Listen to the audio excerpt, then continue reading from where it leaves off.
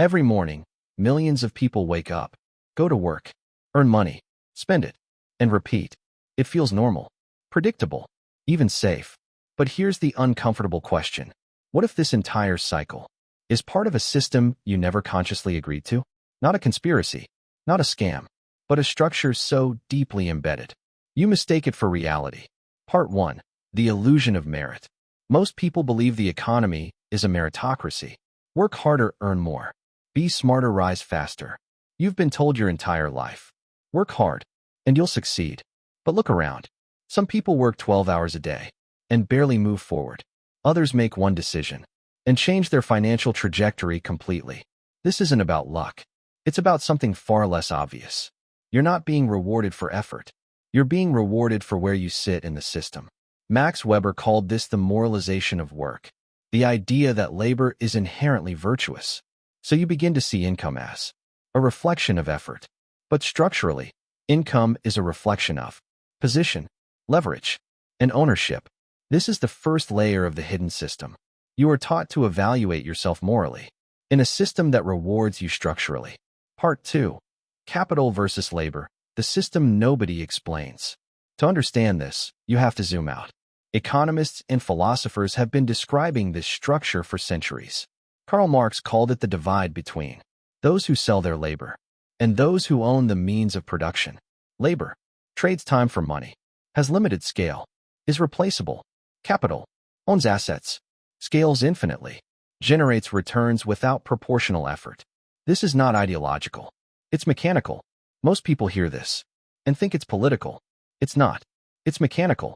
If you sell your time, your income is limited by time. If you own a system, your income is limited by scale. That's it. That's the system. Part 3. Leverage and asymmetry. This is where the system becomes invisible, because leverage hides effort. You see outcomes, but not the structure behind them. As discussed in Rich Dad, Poor Dad, the rich don't work for money. They build systems where money works for them. Leverage creates asymmetry. One input, disproportionate output. One decision, long-term consequences. Think about software. One piece of code can be used by millions. That's leverage. And the system rewards it disproportionately. So why isn't this obvious? Because psychologically, you've been trained to look somewhere else. Max Weber described how modern societies turned work into a moral identity. Work is not just something you do. It's something you are. So instead of asking, am I positioned correctly? You ask, am I working hard enough? And that question keeps you inside the system. Part 4. The psychological trap. Now here's the real problem. Your brain is not designed for leverage. It's designed for survival. Research by Daniel Kahneman shows that humans are wired to avoid loss, prefer certainty, choose immediate rewards. Leverage requires the opposite. Uncertainty, delayed gratification, long-term thinking. So even when you understand the system intellectually, you resist it emotionally.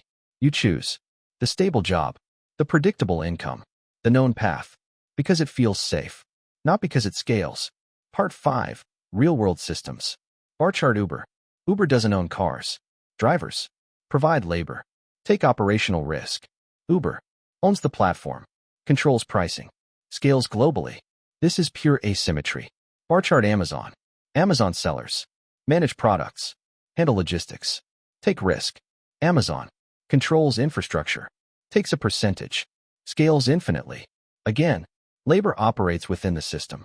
Capital defines it. Part 6. Power without visibility. This is where Michel Foucault becomes relevant. Power is not always visible. It exists in systems, incentives, structures.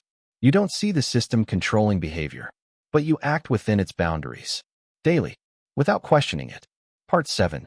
The shift most people never make. At some point, a small number of people realize something. They're not trying to win the game. They're trying to understand it. They stop asking, how do I work harder? And start asking, what creates leverage? What creates scale? What do I actually own? This is a psychological shift, and it's rare because it requires you to question everything you were taught to value. Final realization. The system is not hidden because it's secret. It's hidden because it's normal. You don't question it because you've adapted to it perfectly. The ideas of the ruling class are in every epoch the ruling ideas. Karl Marx.